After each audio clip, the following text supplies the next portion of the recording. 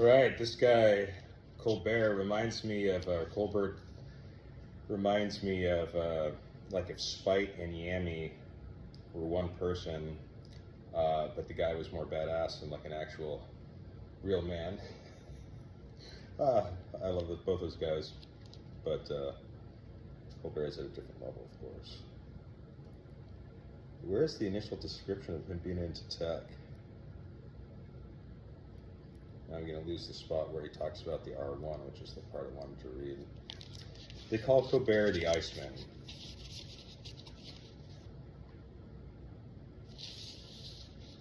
They call Colbert the ICEMAN. Wiry, fair-haired, he makes sarcastic pronouncements in a nasal whine that sounds like the comedian David Spade. Though he considers himself a Marine Corps killer, he's also a nerd who listens to Barry Manilow, Air Supply, and practically all of the music of the 80s except rap. He is passionate about gadgets.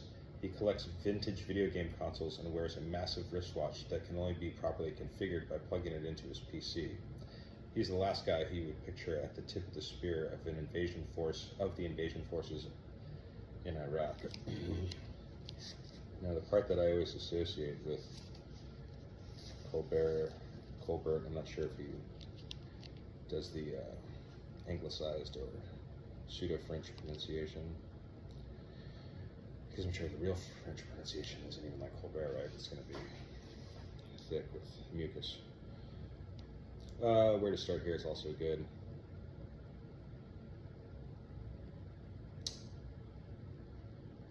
Colbert is a walking encyclopedia of radio frequencies and encryption protocols, and you can tell the exact detail and can tell you the exact details of just about any weapon in the U.S. or Iraqi arsenal. I have a difficult time reading out loud because I read faster in my head than I speak, but I need to practice this.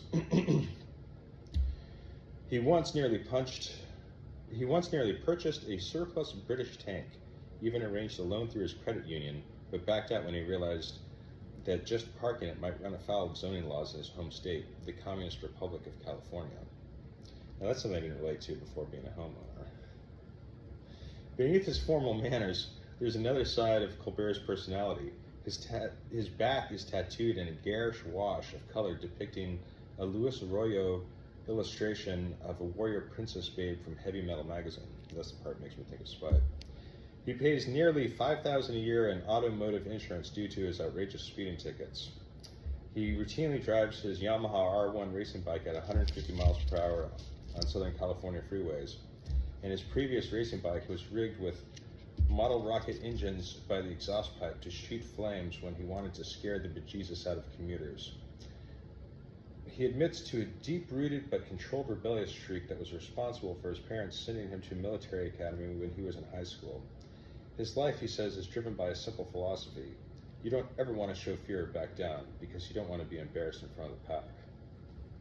He holds sway over other men not through physical power or personal magnetism, but through sheer force of skill, determination, and a barely concealed sense of superiority.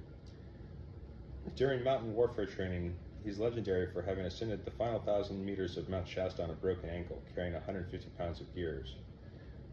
Where other Marines speak of the special bonds of kinship between them, the mystical brotherhood formed in the crucible of hardship, Colbert shuns the crowd. He spends as much time as he can alone in the corner of the tent, engrossed in a military laptop, studying invasion maps and satellite imagery. Yeah, the R1 passage is great, dude.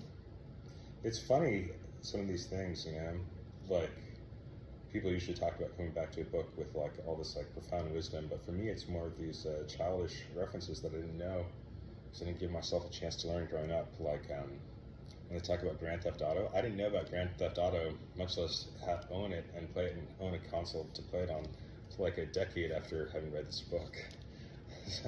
Probably totally backwards from anyone else who's also played Grand Theft Auto and read this book. They probably did it in the other order.